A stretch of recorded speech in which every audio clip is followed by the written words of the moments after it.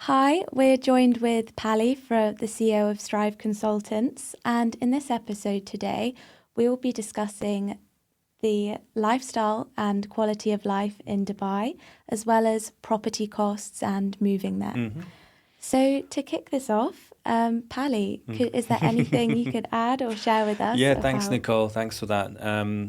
Hot topic, property and living costs in Dubai. And so I thought it would be good for us to maybe have a general conversation with our audience Yes. and maybe give them some insights into the approach in terms of if you need to live in Dubai and what it looks like from a residency perspective.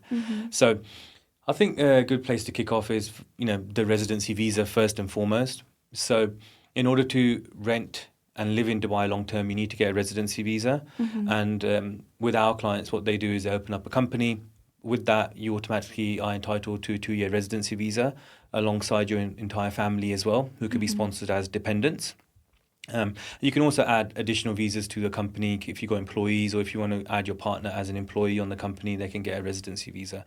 But these visas are 2 years, and you have to undergo a medical to get the visa issued, which can only be done in Dubai. And so when you work with your relevant formation agent, they'll take you through all those steps and give you all the scheduling for this. Hopefully that's us. And then once you've completed your 2 years or approaching your 2 years, you just do the medical again, and then you basically get your visa extended by another 2 years. And the medical's nothing strenuous. It's not like a fitness test where they're going to get you on a treadmill or anything like this. So, so nothing to worry about there. And children under the age of, I believe, 16 don't have to do a medical either. So, they don't have to worry about blood tests and things like this for kids. But yeah, if you're a little bit, scared of needles, then just beware. It involves a blood test as well. But anyway, so that's, once you got your residency visa, then you're sort of entitled to rent a place in Dubai. Now that's got all sorts of challenges. Yes. And so the number one rule for me is give yourself plenty of time. Don't get yourself in a situation where you got your residency visa and then you need to rent somewhere 2 weeks later, because it is a bit of a minefield out there. So thank you for sharing that. Why do so many expats choose to buy or rent in Dubai? Would you say there's a bigger choice of a buying market for expats or for rental when they first move to Dubai? Great question. I think the profile of those two individuals are quite different, because you obviously got a lot of investors looking to buy in Dubai as well. But people that say are moving there with themselves or with a family would tend to rent at least for the first year, because there's a settling in period. And so, I would always say renting for the first year is a good shout, because you can make sure you're happy with the neighborhood that you're living in. You get a chance to sample other neighborhoods while you're, there, living day to day. And then, once you feel comfortable and you're going to be there for a longer period of time, then obviously you can move into buying somewhere for yourself as well. So in terms of buying, there's been a huge spike in number of transactions in the last 4 or 5 years, so especially since post-COVID in Dubai, and the property market has exploded. There's no other way to put it, to be honest, in terms of the number of projects, the valuations, the demand has been huge over the last few years. So, you do need to do a lot of research, because there's a lot of choice, when it comes to buying out there. Whether you're going to buy something that's being built or whether it's something that's ready built. So, off-plan market is big there as well. And if you want to buy something which is already built anew, then you may need to get a mortgage. And then getting a mortgage in Dubai, you need to know what the criteria is to give yourself the most options and become qualified to get a mortgage and things like this. So, there's a bit of you need to plan early, and because I think, remember, if you're moving to a new country, you've got no background or any historical background with the credit agencies there. You've hardly got any banking industry and banking history with any of the banks there. So there's lots of things you need to sort of align, and this is where we do advise clients in terms of what they should be planning and what they should be doing depending on what their future plans are in terms of living in a place like Dubai. Yes. That even goes down to the type of visa they should have, whether they should have a partner visa or an employment visa, and all these different things, and whether they should draw a salary from their own company, and if they do, what documentation do you need? Do you need pay slips? You have something called a salary certificate out there that the banks will request. So there's little things you need to put together to help you with the buying process and give yourself more options going forward. Yeah. Perfect. And how would you say that Strive would assist with people's preparation and with those steps to renting or buying in terms of relocating? I mean, with renting, so if we just touch on renting, because that's obviously the most popular place people begin, renting. So, like for example, most sort of European, sort of westernized countries, like like the States or Canada, when you rent somewhere, you tend to put down a month's worth of deposit, and then you just pay monthly in advance for your rent. In Dubai, you may be asked to pay for the entire year up front. Okay. So you need to make sure you've budgeted accordingly. So your security deposit may be a month and a half's worth of rent, but then you may be asked to pay for the whole year up front. I never did that when I was renting. I ended up negotiating terms where I paid quarter to quarter. Impressive. And so, but you do find that sometimes, the real estate agents will try to pressure you into paying for a whole year up front.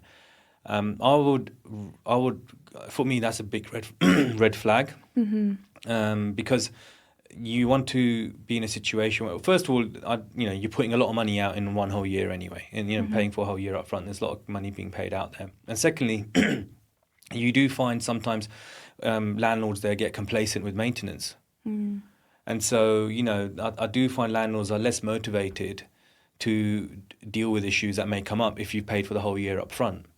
So unless there's a property and there's a real good reason for you wanting to do that, I would just negotiate terms, especially if you've not rented there before and you've not gone through that process before, and you're not maybe so aware of the pitfalls as well that could occur. And so we sort of give our clients this sort of advice and consultancy, and we always tell them to negotiate on those payment terms. That's the number one thing. So, okay, if you maybe you can't negotiate quarterly payment plans, so you just do 2 payments every 6 months. You do payment a month at the beginning, a month 6, and you do it twice a year. So that's still better than paying for a whole year in advance as well. Now, in terms of say cost of renting, it varies widely depending on where you want to live. So some of the highest rents at the moment would be somewhere like on Palm Jumeirah, Emirates Hills, although that's like more bigger houses and villas, and certain sections of downtown Dubai, like DIFC, and certain sections of Marina possibly as well. So you do get a wide range and spectrum of rental prices, and it's like most cities. The further away you are from the centre, the lower the rent gets, and you see a substantial drop off on the cost of renting as you come further out of Dubai. And it also depends on the transport links and that are important to you. So you have got what's called a metro in Dubai, which is like a sky train, and it sort of goes across Dubai, and there's a couple of spurs that go off there as well. So that can make a difference on where you're looking to rent and what the cost could be as well. And road networks are very important. So, Dubai is notorious for traffic, but originally being a Londoner, I would say London's still a lot worse than Dubai. But if you've grown up and lived in an area where it's just open country lanes, and then you move to Dubai, it's definitely going to be a shock to the system in terms of the traffic. So also placing yourself somewhere where there's good road links to get you in and out of where you want, be spending most of your professional time or the school run, for example, can make a difference to rent. So again, you need to be out there, go check out some neighborhoods, build relationships with trustworthy property consultants. Don't just stick to one, maybe talk to several as well. And if you feel someone's really trying to sell something too hard, then be mindful that there might be a catch there. It's also not unusual to see properties listed with 3 to 4 different agents as well. So and a lot of the agents, they actually work together as well. So they'll sort of split commission between each other if someone's referred to them by one of their friends or colleagues from another company. So there's a bit of Wild West involved. So we always tell clients to keep informing us on what their plans are, just in case we can give them some general advice to prevent them maybe doing something maybe they shouldn't be. Yeah. And how would you describe the overall competition of Dubai's rental market? Do you mean competition in terms of how easy it is to find a place for yourself? It's okay. It's okay. You do find, you do need to be fairly quick there as well. But it also depends on what you're looking for. So there's far fewer houses and villas in Dubai in proportion to number of apartments. So in Dubai, you tend to find there's a lot of apartment living. So and there's thousands upon thousands of apartments available online for rent. So it's quite easy to sort of find something eventually that you're going to be happy with. With a house or villa, there's a lot fewer, and that tends to be for people that have families. And then that also then where that villa or that home is located in conjunction to the school and things like this can also make a difference. So that's where sometimes you need to be a bit quicker, more decisive on making a decision. This is why it's important to have your residency visa done already and have your bank account opened already, because you're going to need to provide, believe it or not, a check, for the deposit, and they'll need to verify your ID before they can raise a tenancy contract and so forth. So it's important to get all your residency pieces done to begin with, and then you can rent a place over there a lot quicker. So just making sure that administrative side of what you need to do is ready to go is really important as well. But you will find, like with villas and homes, they can go a lot quicker because there can be a lot more demand, because it's just the supply just isn't as high, for those. Yeah. Okay, great. And you mentioned driving and transport links. So could you please describe what it's like getting around in Dubai, what the public transport's like, or owning a car over there? Yeah, sure. I mean, if you've got a European driving license or like a North American driving license and so forth, then you can automatically get a UAE driving license. The process is very straightforward. You do have to take an eye test at an optician's, which is accredited by the RTA, which is the transport authority over there. But all of that can be done in sort of a day. You could go down to the RTA office, and normally in the same building they'll have an optician downstairs, and then you get your pay a small fee. Normally, I think it's around 600-700 dirhams, which is around sort of $200 or so. And then your driving license application will be submitted, and you normally get it now. I've seen people get it the next day. So just allow maybe a few days, and then you can get your driving license. And then if you want to buy a car or lease a car, then you're good to go, because you need a local driving license if you want to do that. Yes. You can rent cars short term, like a holiday rental on an international or a non-UAE driving license. But if you want to take something long term, like you want to take a 1 or 2 year lease on a car, you want to actually buy a car outright, then you do obviously need your driving license. So again, it's one of these things where it's good to just tick off. It's such a simple task to do. Tick it off as soon as you get your Emirates ID. Go down to the RTA office. Again, we can give you some direction on that and just get your driving license done. So at least, even if you're not in the UAE, you can send these documents if you want to take a lease or want to hire a car long term. You can do that stuff from maybe outside the UAE if you do need to go back to your home country for a while before you make the full move as well. So, but yeah, generally cars, they're I would say in the used car market, they're probably priced a little bit higher than the UK, but the running costs are lower, so you don't have congestion charge. Great. You don't have things like ULEZ. Imagine. And fuel is about 1/3 of the cost of what we're used to paying in Europe as well. So you need to just be mindful there. Things like speeding fines are a little bit more dear.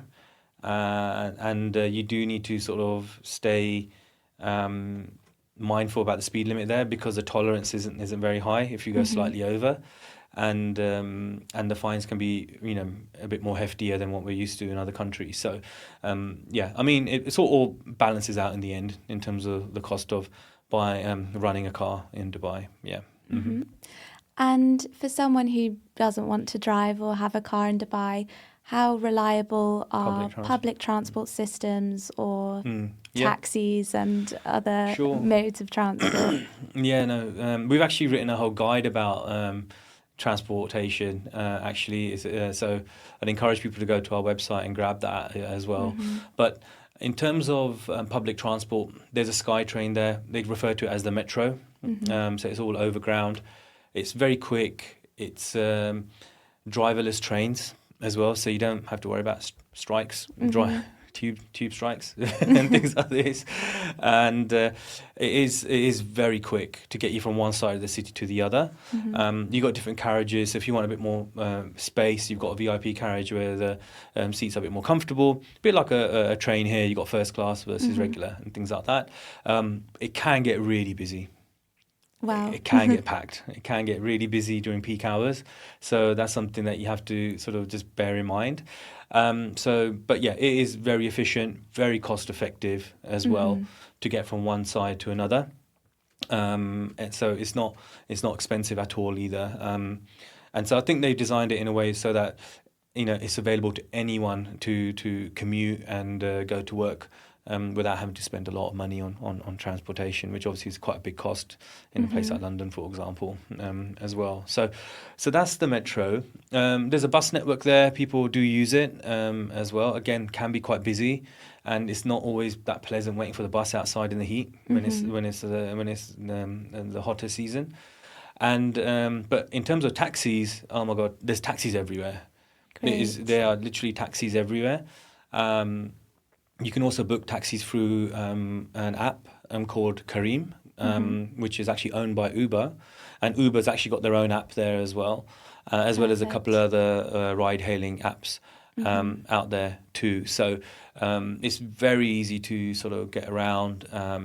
And all these options are perfectly viable, to be honest with you as well. And if you feel like pushing the boat out a bit, it's quite easy to get a driver of your own. Oh, wow.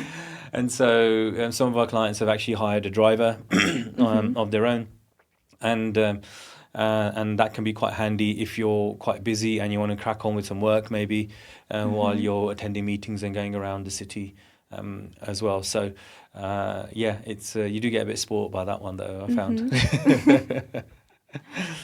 Perfect. So that's all for these property, rental and lifestyle questions. Sounds good. Yeah. So good. Thanks for that, Nicole. Thanks. Thank you very much.